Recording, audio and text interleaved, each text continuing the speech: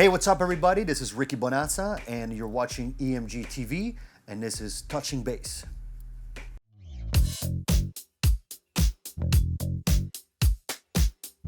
Why bass? All right, so the story is I've always wanted to be a drummer, but at the time we were living in an apartment, and my parents weren't really stoked about this idea. Also, at the time, I was a huge Guns N' Roses fan.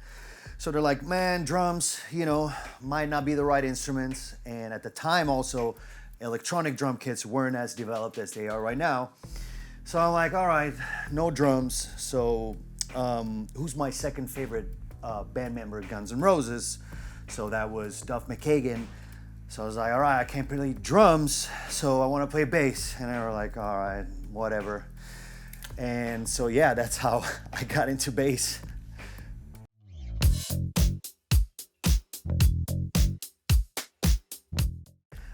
Most influential bassist to me, obviously, is Steve Harris. Not only as a player, and yeah, besides the fact that he invented a style, but also as a songwriter and as a performer. And it's like, to me, Steve Harris made playing bass be cool. So yeah, I'll definitely go with Steve Harris.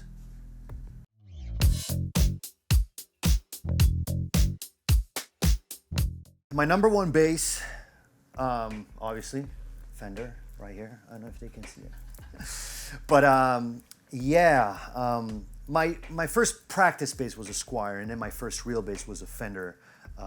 It was a PJ, and we were in Italy, and we went to this local music store called Detoni, and we walked in there, and I see this bass hanging there, and I was just like this, and I went with my dad and my brother, and my dad comes around, he's like, what's going on? I'm like, I'm looking at this bass, and my dad was like, oh shit, you want it? And I'm like, nah, I don't know, it's like too expensive or whatever, I don't remember the exact excuse, but I was like, nah, forget about it. And he was like, all right. So we walk out to the car, and I was like all worried, like mesmerized, and he was like, what's going on? I was like, yeah. He's like, and my dad is like, you want that bass, huh?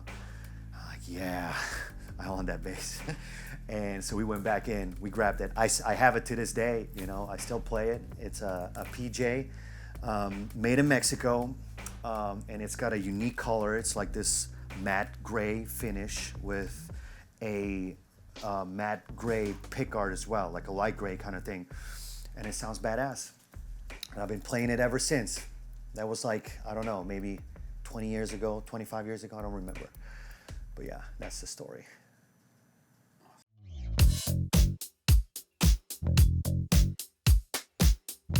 Most iconic bass line in rock and metal, if you will, it's probably gonna be this.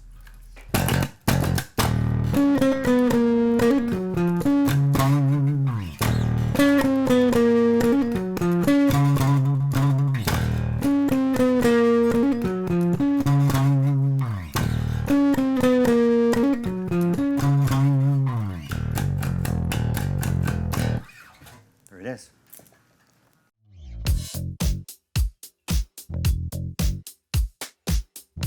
If I was going to be a stunt double for any bassist, Steve Harris, man. I could jump in and probably, fill in for him tomorrow. I wouldn't want that, but I could. It's just too much pressure.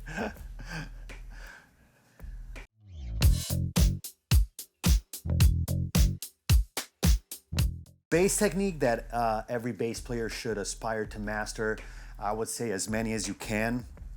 So I used to be a finger player mainly, because yeah, obviously Steve Harris, but Metallica was just as much as an influence, and so I will play the riffs on guitar.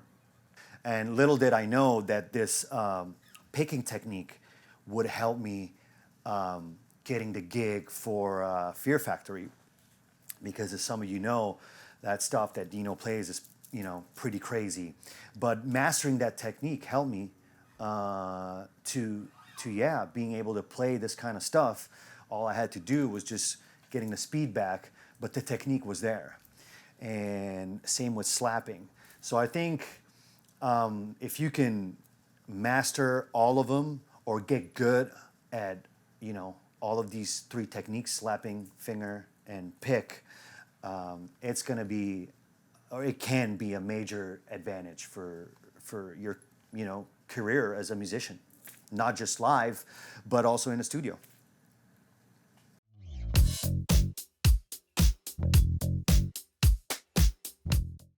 Any bassist or any drummer from any decade to build the ultimate rhythm section, that's a tough one because, I mean, listen, I'm a Maiden fan, all right? So Steve Harris and Nico McBrain is like peanut butter and jelly, you know, but I would really love to see how Steve Harris might play with a more proggy drummer like Mike Portnoy. I'd be really curious to see how that would sound. So that would probably be my pick.